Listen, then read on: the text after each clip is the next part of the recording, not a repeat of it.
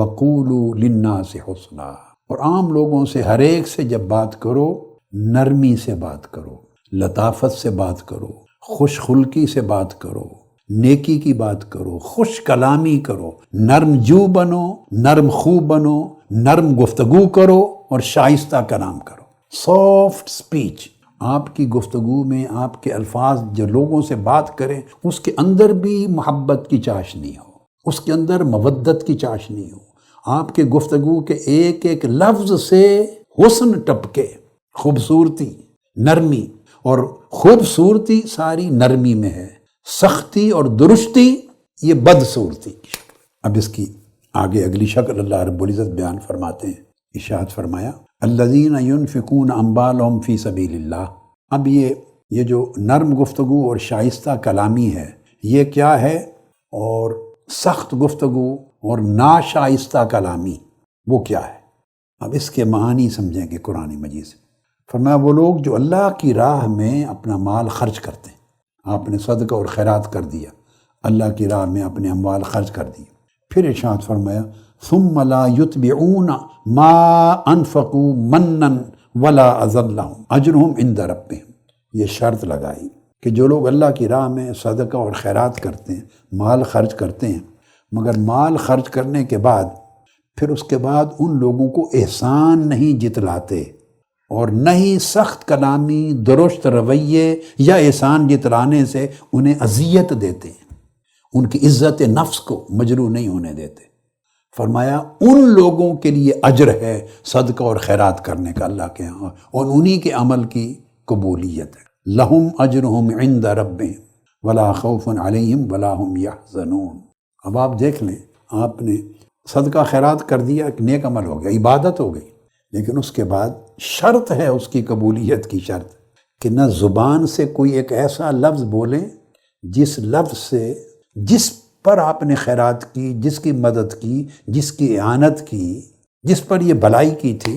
حاجت روائی کی تھی، ایک لفظ بھی ایسا نہ بولیں جس سے اس کے جذبات مجروح ہو جائیں، جس سے اس کی عزت نفس پر حرج آ جائے، وہ اپنے آپ کو حقیر سمجھے، چھوٹا سمجھے، اسے احساس گزرے کہ میں لینے والا ہوں۔ نہیں، دیں اور اسے لینے والا ہونے کا احساس نہ ہونے دیں، بلکہ اس امر پہ شکر ادا کریں کہ اس نے قبول کیا۔ کیونکہ اللہ رب العزت فرماتے ہیں کہ جو کسی شخص کو قرض حسنہ دیتا ہے، خیرات دیتا ہے، وہ اللہ اپنے دست قدرت سے قبول فرماتا ہے۔ آپ پر احسان ہے کہ اللہ رب العزت نے آپ کو اور آپ کی دولت کو اپنے کسی بندے کی ضرورت پورا کرنے کے لیے چن لیا، توفیق دے دی آپ کو، یہ آپ پر احسان ہے۔ اس پر احسان نہ جتلائیں، ایک لفظ بھی نہ بولیں، تو کیا کریں؟ قول معروف ومغفرۃ، کہ سائل سے یا جس کی ضرورت پوری کی نہایت نرمی سے بات کرو، نرمی سے، پیار سے، محبت سے، شائستگی سے بات کرو۔ خیر من صدقۃ یتبعها اذى، نرمی سے بات کرنا، عفو درگزر سے کام لینا، اس کی عزت نفس کو برقرار رکھنا، محبت اور شائستگی کے ساتھ، ادب کے ساتھ بات کرنا، اس کی دلجوئی کرنا، آپ اپنی زبان کے ساتھ دلجوئی کریں۔ فرمایا یہ اس صدقہ سے کہیں بہتر ہے جس صدقہ کے کرنے کے بعد آپ کے ایک لفظ کے ذریعے اس کی دل آزاری ہو جائے، آپ کے چہرے کے تاثرات اس کے دل کو توڑ دیں، اس کی عزت نفس کو مجروح کر دیں، طرز کلام، آپ کا رویہ اس کو احساس دلا دے، شرمندگی دلا دے، یہ اس کے لیے اذیت ہوگی۔ پھر اللہ رب العزت نے ارشاد فرمایا وَإِمَّا تُعْرِضَنَّ عَنْهُمُ ابْتِغَاءَ رَحْمَةٍ مِّن رَّبِّكَ تَرْجُوهَا فَقُل لَّهُمْ قَوْلًا مَّيْسُورًا۔ فرمایا ایسی صورت بھی ہو سکتی ہے کہ کسی حاجت مند نے اپنی حاجت آپ کے سامنے پیش کر دی، کوئی ضرورت آپ کے سامنے رکھ دی، مگر آپ خود تنگ دست ہیں، آپ کے پاس فراوانی نہیں، اس وقت اس پوزیشن میں نہیں کہ اس کی مدد کر سکیں، مالی اعانت کر سکیں، تو آپ گریز کرنا چاہتے ہیں، دے نہیں سکتے، گریز کرنا چاہتے، تو فرمایا اگر تم اپنی تنگ دستی اور عدم استطاعت کی وجہ سے گریز کرنا چاہو کسی مستحق سے، ضرورت مند سے، تو گریز کرنے کے لیے بھی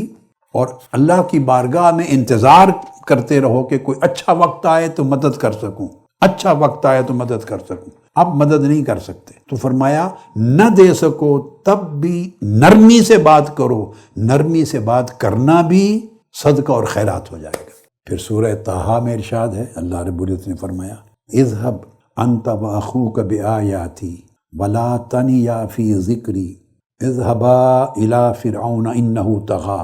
فقولا له قولا لینا لعلہ یتذکر او یخشی۔ فرمایا موسیٰ، آپ اور آپ کے بھائی ہارون میری نشانیاں اور معجزات جو میں نے عطا کیے، آیات بینات لے کر جاؤ فرعون کے پاس، اور ہمہ وقت میری یاد میں اور میرے ذکر میں رہنا، اس میں کبھی غفلت نہ ہو، کوتاہی نہ ہو۔ اور فرعون کے پاس جاؤ دعوت لے کر، وہ سرکشی میں حد سے گزر چکا ہے۔ یہ حکم دینے کے بعد فرمایا فَقُولَا لَهُ قَوْلًا لَيِّنًا، اور جب فرعون سے بھی بات کرو تو نرم انداز سے گفتگو کرنا۔ جو دشمن ہے، جس نے غلام بنا رکھا ہے بنی اسرائیل کو، اس کو دعوت دیتے ہوئے بھی قولاً لینا، نرم انداز سے، سافٹ بات کرنا، کیونکہ اس کے نتائج ہوں گے۔ نرم طریقے سے بات کرو گے تو شاید نرم گفتگو اس کے لیے نصیحت قبول کرنے کا سبب بن جائے یا میرے غضب سے ڈرنے کا سبب بن جائے۔ اب یہ جو دو چیزیں بیان فرمائی ہیں لعلہ کے بعد، یتذکر او یخشی، اس کا مطلب ہے کہ اللہ پاک یہ سمجھانا چاہتے ہیں کہ نرم انداز گفتگو ہر صورت میں ہر شخص پر کچھ نہ کچھ اثر ضرور رکھتا ہے۔ لعلہ یتذکر او یخشی، اس کی حکمت یہ ہے دھیمے انداز سے، نرم انداز سے، محبت کے ساتھ، شائستگی کے ساتھ گفتگو کرنا، کیونکہ نرم طریقے سے سمجھا کر شائستگی، محبت، اکرام سے کی ہوئی گفتگو یقیناً کچھ نہ کچھ اثر رکھتی ہے، خواہ وہ نصیحت قبول کرنے کی طرف اس کا دل جھک جائے یا جھکنے لگے یا جھکنے کے لیے سوچنے لگے، یا خوف کا پہلو اس کے کوئی دل میں ڈر پیدا کر دے، لیکن بہر صورت اشارہ اس امر کی طرف ہے کہ دل متوجہ ہوتا ہے۔ نرم انداز سے گفتگو کی جائے، جس شخص سے بھی کریں تو دل کے کان سننے کے لیے تیار ہوتے ہیں۔ یعنی تلخ کلامی کے جواب میں نرم گفتگو، یہ امتحان ہے احسان کا۔ درست رویے کے باوجود نرم اور خوبصورت رویے کو برقرار رکھنا، یہ امتحان ہے۔ فیملیز میں بھی یہ ہوتا ہے۔ میں بائی دی وے ایک بات میرے ذہن میں آ گئی، میں سمجھا دوں۔ بہت سے گھرانوں میں مشکلات ہوتی ہیں، میاں بیوی کے درمیان تلخیاں، جھگڑے ہوتے ہیں، اور ازدواجی زندگی ختم ہونے اور رشتہ ٹوٹنے تک جا پہنچتا ہے۔ بد کلامی کرتی ہے میری وائف، غصہ کرتی ہے، بات بات پہ جھگڑا کرتی ہے، سنتی نہیں، گالی گلوچ کرتی ہے، اور یہ شکایت شوہر کے بارے میں بھی، مارتا ہے، پیٹتا ہے، گالی گلوچ کرتا ہے، غصہ کرتا ہے۔ پوری فیملی میں میں نے بہت سے کیسز دیکھے ہیں، بہت سے کیسز، یقیناً میں کہوں گا مور دین 50% ایسے ہوتے ہیں، اگر 60-70% نہ کہیں تو 50% سے زیادہ ایسے ہوتے ہیں کہ کسی نہ کسی سطح کا ڈپریشن ہوتا ہے، کبھی انہیریٹڈ جینیٹک ہوتا ہے، کبھی حالات کی وجہ سے ہو جاتا ہے۔ اوور سینسٹیو طبیعتیں ڈپریشن میں چلی جاتی ہیں، تو اگر جو آدمی ڈپریسڈ ہو اس کے اندر مزاج میں تبدیلیاں آتی ہیں۔ مگر ہمارے کلچر میں نہیں ہے کہ کوئی ان چیزوں کی تشخیص کرے، وہ سمجھتا ہے یہ بد مزاج ہے، بد زبان ہے، بس لڑائیاں جھگڑے ہوتے ہیں۔ تو بہت سے کیسز میری اپنی لائف میں مشاہدے میں ہیں، مجھ تک پہنچے، میں نے ان کو ڈاکٹر کے پاس بھیج دیا، سائیکیٹرسٹ کے پاس، ٹریٹمنٹ کروایا، ان کے تعلقات درست ہو گئے۔ وہ گالی گلوچ چلی گئی،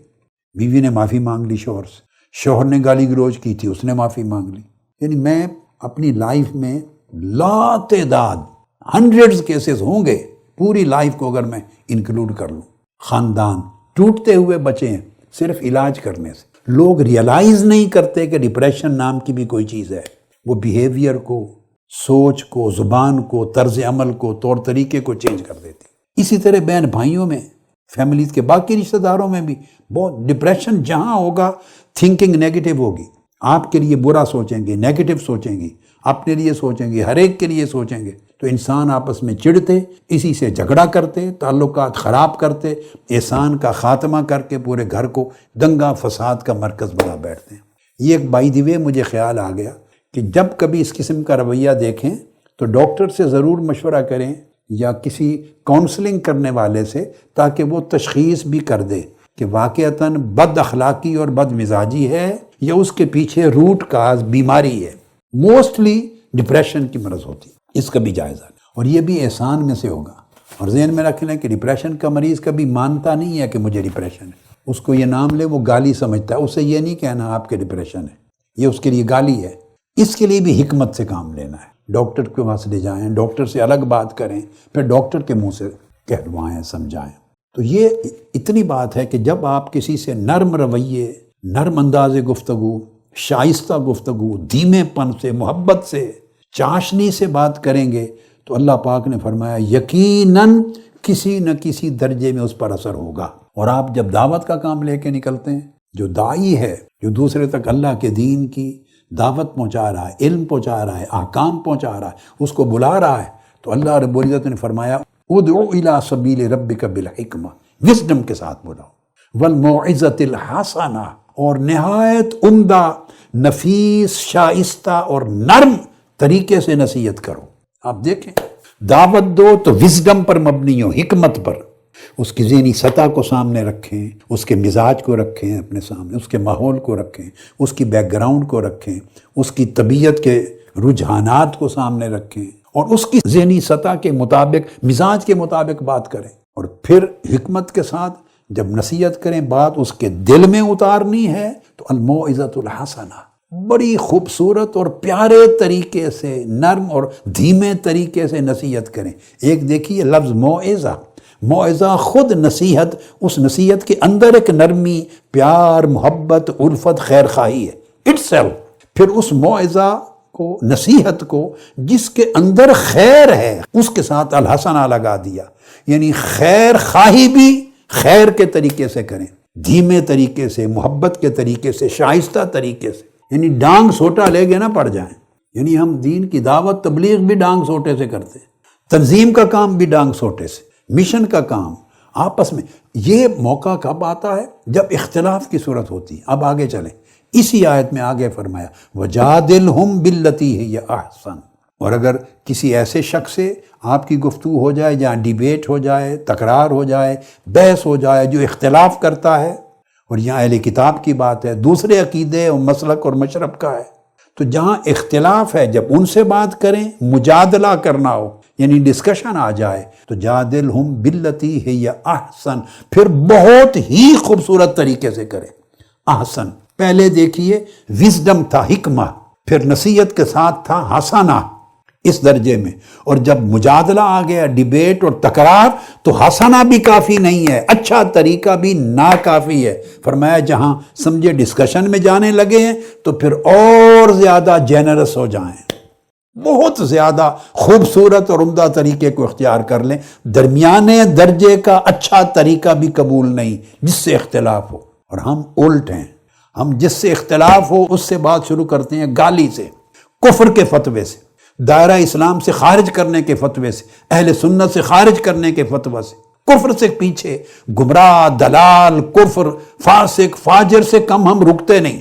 غصہ نکالتے ہیں اختلاف پہ۔ اللہ فرماتے ہیں وَجَادِلْهُمْ بِالَّتِي هِيَ أَحْسَنُ، جن سے اختلاف ہو اور مجادلہ ہو تو وہ تو نہایت ہی خوبصورت اور عمدہ اور شائستہ اور نرم اور پیارے طریق سے کرے۔